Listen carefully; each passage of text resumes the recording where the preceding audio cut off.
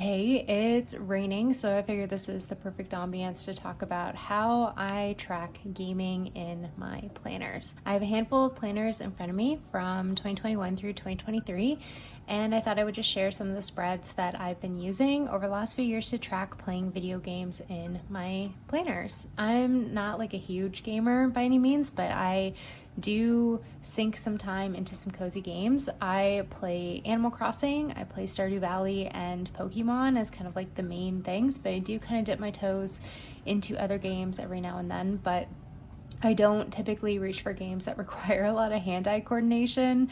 I like kind of simple movement type of games, and I don't play a lot of games with really intense storylines because I'm a very sporadic gamer, which is why I use some of the spreads that I use. So I thought maybe I would tackle this kind of by game. So let's start with the one that I talk about the most, and I think I've shared the spreads the most with, and that is Stardew Valley. I have a section in my current planner that I can show really quick, but then I'll also show you how I've kind of carried a similar setup from bullet journal to bullet journal throughout the years. The one in my previous bullet journal kind of showcases using this a little bit more along with my Traveler's Notebook instance from last year, so we'll kind of go through both. So Stardew Valley is a game that I absolutely love. I've sunk a lot of hours into it by any means, and it's a game I really recommend if you're trying to get into gaming, especially if you're a planner person, because there's a lot of planning elements, such as remembering people's birthdays. Like I've got these calendars here that I'm going to talk about here in a second. There are shops are only opened at specific times, but Stardew Valley, I guess in its simplest form, I would describe as a farming simulator with an NPC character relationship building aspect. So, but it's also pretty low effort. It's not a real-time game. A day in Stardew Valley is about 15 minutes real time, so you can kind of progress your way through the game fairly quickly. There's a lot of different challenges that you can take on, or you can just play very leisurely. There's lots of different ways that people play this game, and I myself have several save files, and I play it differently on each one, but it's a game I highly recommend, and it's usually pretty cheap. I think it's like a $15 game on most platforms, so it's pretty easy to kind of get into compared to some of the more expensive games on the market. I personally play mostly on my Nintendo Switch, but I do have it on Steam as well, so sometimes I do play it on my PC. So anyway, enough about the game. Here is how I use planning spreads to kind of help me when I play that game. So first of all, I will use my planner as reference for key information. So these infographics I will have linked down below. They are all from Reddit. They are not my images. I did not create them, but some kind people have put them on Reddit, and I've taken those images and resized them in Canva, which is a free online tool. And then I print them out just on like regular printer paper, and I have added them into my notebooks for reference. This one here is the last status plant. So this is kind of nice. There's two things on here. They're the actual birthdays of the characters. So they're, like I mentioned, there's sort of a relationship building aspect of the game. So you can give gifts to people on their birthdays, and you get sort of like extra points for that in a way. But then, as I mentioned, it's a farming simulator, so these are the last days that you can plant specific types of seeds, because different crops take different windows of days to grow, so you don't want to waste your money, because things tend to they wither at the end of the month basically. So if I plant something too late, I'll essentially have just wasted my gold coin. So this is a good piece of reference to have. So I've got spring, summer, and fall on here, and then I found a winter birthday, because things don't grow in winter in the game unless you have a greenhouse. So that's just on here to remember birthdays and events and things like that. So I will reference this from time to time. You can see the birthday elements in game, but the last day to plant you would have to kind of mentally calculate yourself. So I find this just to be an easy reference, so I've got that there.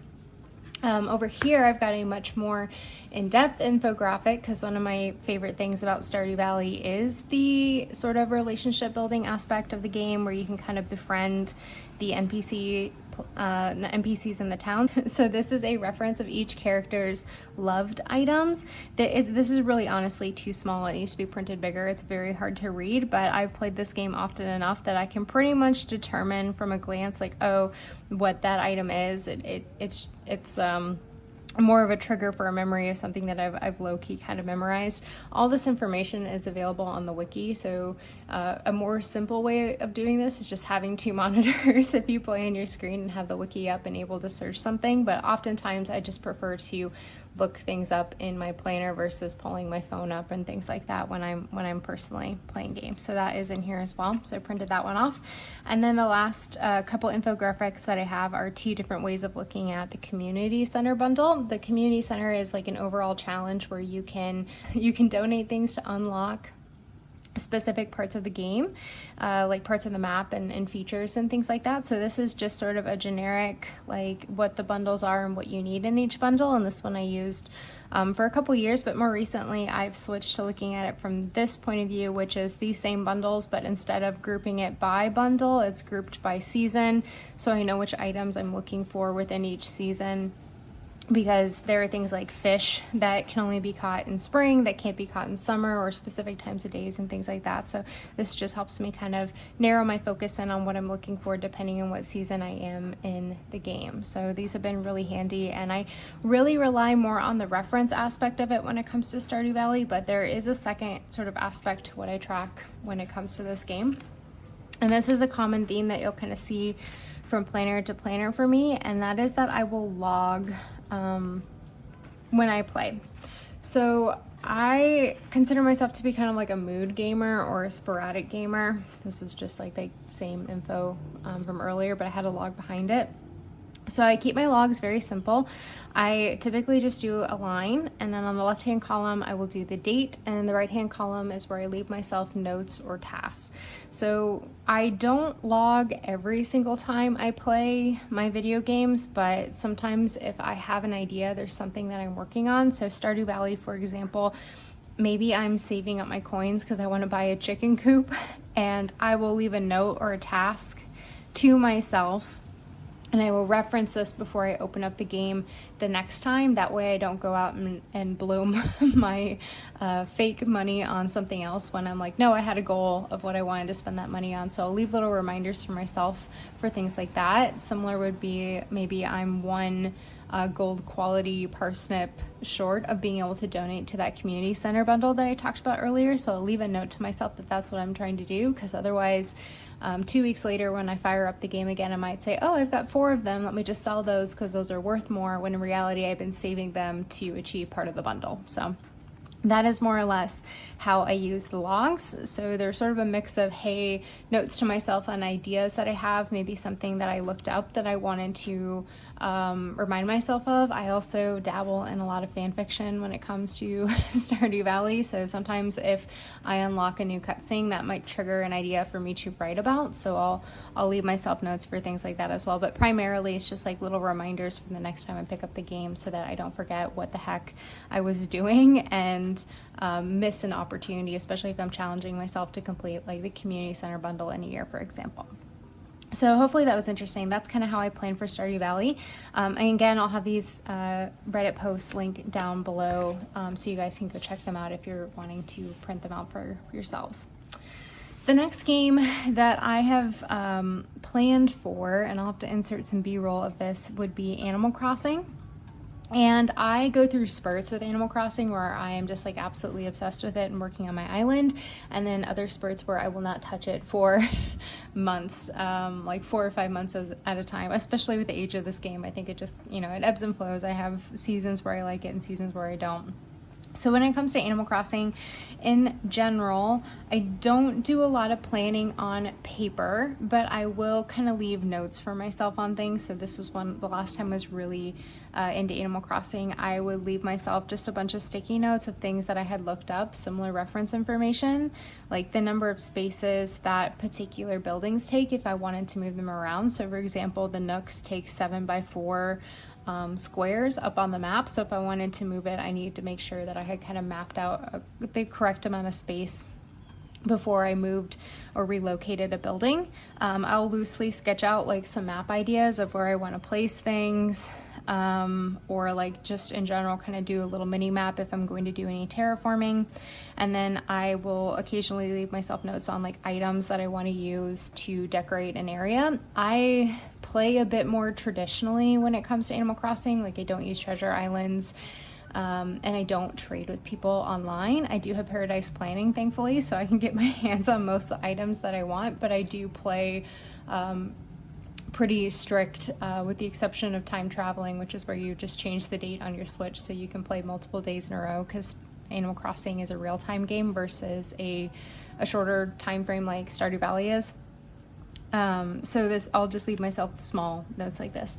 For the most part, all of my Animal Crossing like build inspiration and planning, I really do more so on like Pinterest, for example, and I'll insert like some B-roll. I have a board where I will take builds and ideas that are kind of in alignment with the theme that I currently have going. I'll add them to the board, and then I'll use them as inspiration when I want to go and implement something similar on my own island. I am not nearly creative enough to like come up with a lot of the ideas myself, but I'll see something and I like that, and I'll take elements of that and then try and reincorporate it into my own island. So Pinterest is sort of my like go-to place for queuing those things up, along with keeping track of like creator codes for artwork or custom designs that I want to use on my island for particular builds. It's easier than me trying to write down like a 12-digit code in my planner and then reference it. I just put it all on Pinterest, and then that's where it lives until I feel like I need it.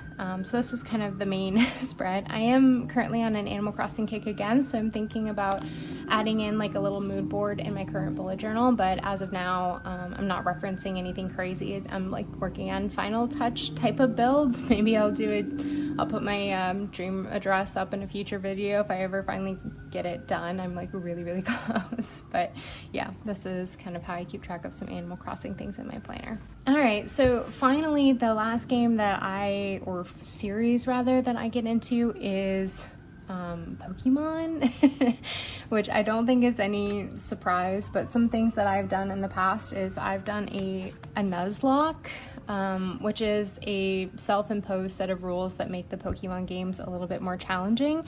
And this was a Nuzlocke of Sword and Shield, Pokemon Shield.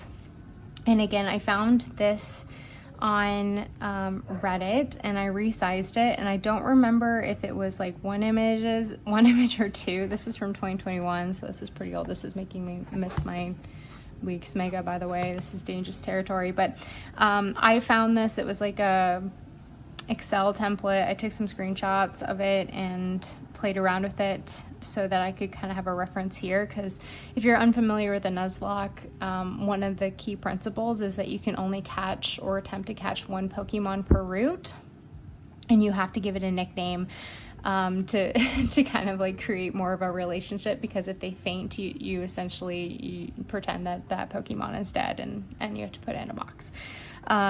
So anyway, that's what I was using this spread for, is just a reminder of what constituted as a route, because there was sort of like a wilderness area in this game that was a little bit different, and there are like different sub areas for that I think they kind of, the community said, yep, these are routes.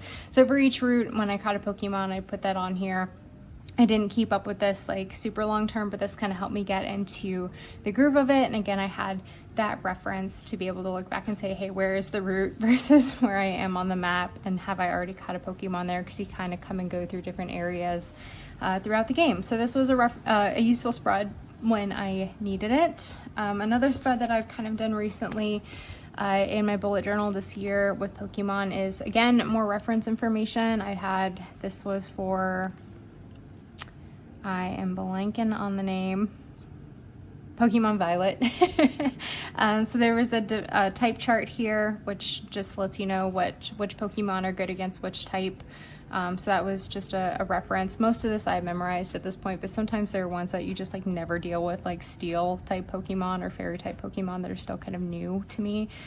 So I like having that reference really quickly. And then this was just a recommendation on an order of operations for the different challenges in the new game, because it's a bit more open world concept than the previous Pokemon games are. And it turns out I'm not good at that. I like being told what to do, I think, when it comes to video gaming.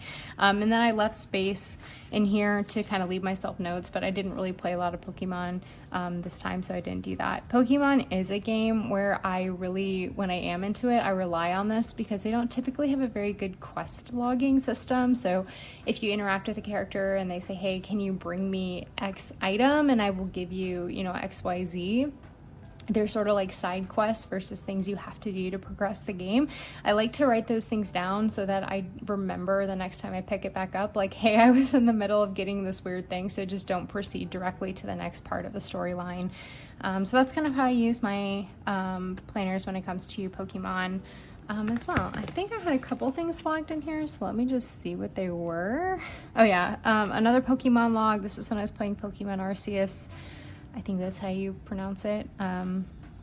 But yeah, very similar. I just did a log here and like a fun little title cover page, but just like date, quick description, and tasks for myself or notes on like where I could pick up specific Pokemon that I was looking for within the game.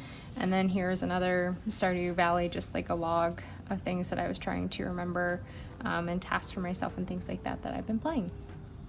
So anyway, hopefully that was helpful. Those are really the main games that I am playing, or that I bother to at least track things in my planner.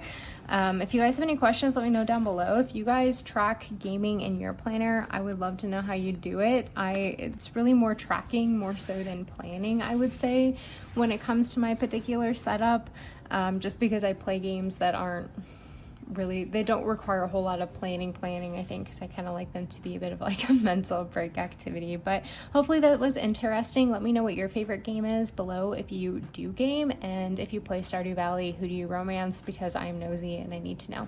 But if you made it this long, thank you so much for being here, and I will talk to you soon.